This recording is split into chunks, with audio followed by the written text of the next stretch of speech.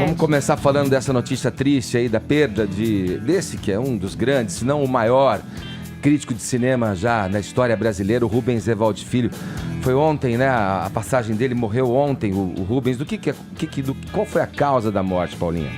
Ele faleceu ontem, aos 74 anos, coincidentemente no Dia do Cinema Brasileiro, Edgar. Ele estava internado desde o dia 23 de maio, quando ele desmaiou por uma arritmia cardíaca e sofreu uma queda num shopping aqui de São Paulo.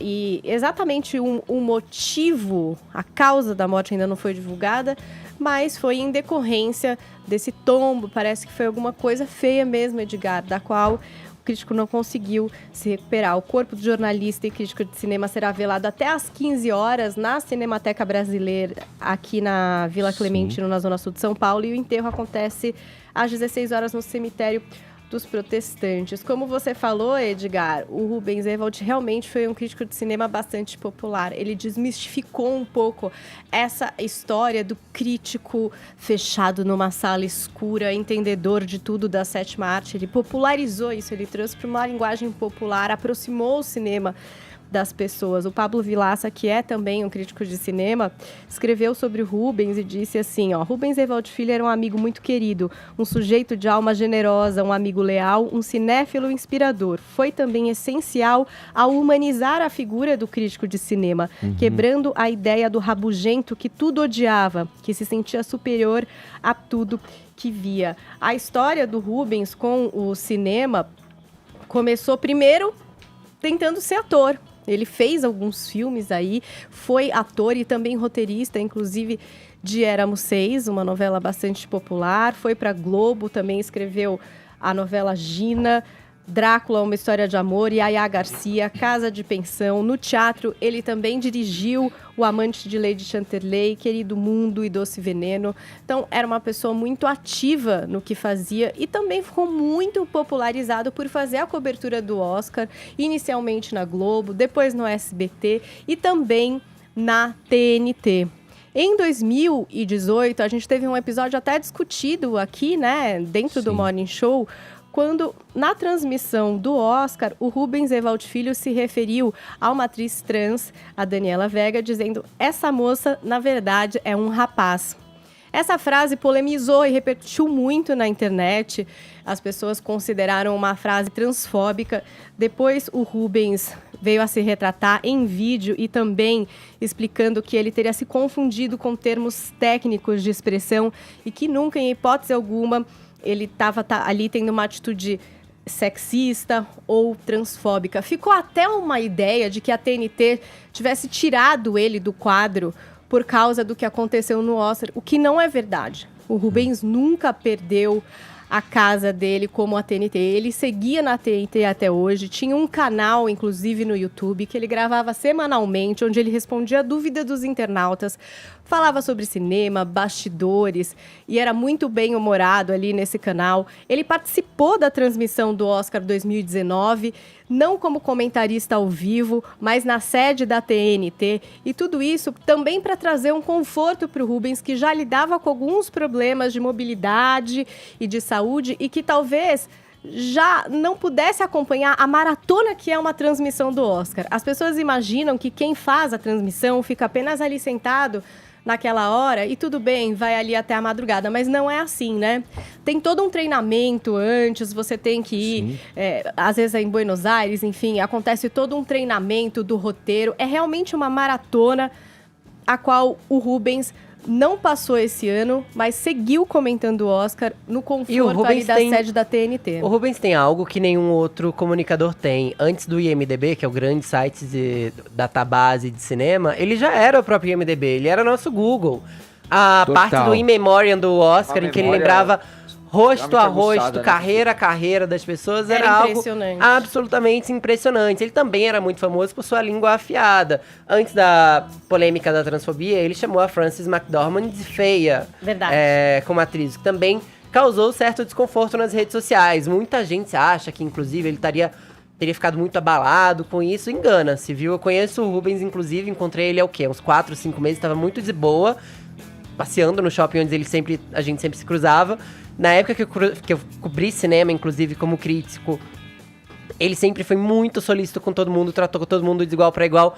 Mas mais do que isso, mais do que falar sobre a personalidade dele, a gente tem que falar do legado dele, que é basicamente de inaugurar a crítica de cinema na televisão brasileira, que era algo até então muito culto e muito restrito aos veículos impressos, ao jornal, à rádio um pouco assim, que não era impresso, mas enfim, era falado. Mas a televisão em si não tinha tanto espaço para crítica de cinema. O Rubinho, então, inaugurou ou ref, como ele era chamado. Muita gente chamava ele de Rubinho ou de ref. Inaugurou uma profissão na televisão, basicamente. E se tivesse internet nessas décadas anteriores, teria virado muitos memes. Tem um momento que eu amo, do Oscar, acho que de 94, em que a Dolly Parton canta Cercada de Cachorros por causa do filme Beethoven. E o Boris Casoy olha pra ele e fala: Rubens, por que os cachorros? Porque ele achava que era o Beethoven o compositor. E o Rubens foi obrigado a explicar isso no ar. Gente, tem momentos inesquecíveis. Eu me lembro, só pra entrar aqui um pouco no imaginário, na fantasia, antes da gente chamar um vídeo, a Paulinha trouxe até um vídeo pra gente ver aqui, de cruzar com ele nos corredores da MTV. Me lembro que minhas amigas, a Cris Couto, primeiramente, atriz, grande atriz, fazia o Cine MTV, depois a Marina Persson, e o Rubens sempre passava por ali, a gente olhava pra ele e falava assim: nossa, aquele cara, a autoridade do cinema.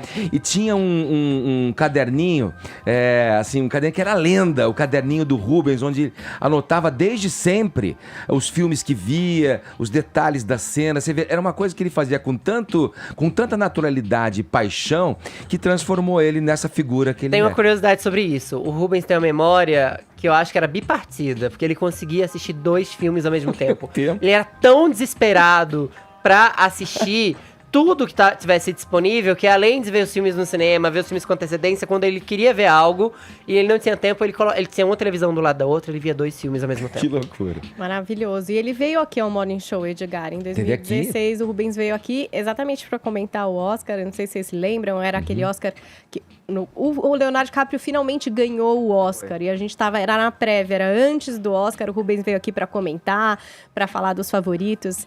E aí ele estava falando uma coisa interessante. Não, era o Regresso. O Regresso, exatamente. Ele veio para comentar esse Oscar antes de acontecer.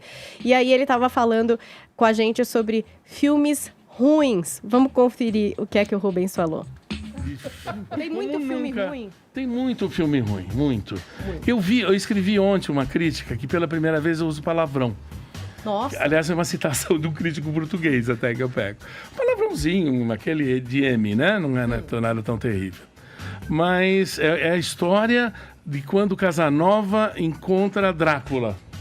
Feito por um cinema espanhol, onde é tudo escuro, não se entende nada, tem pé nem cabeça. E é um filme de arte.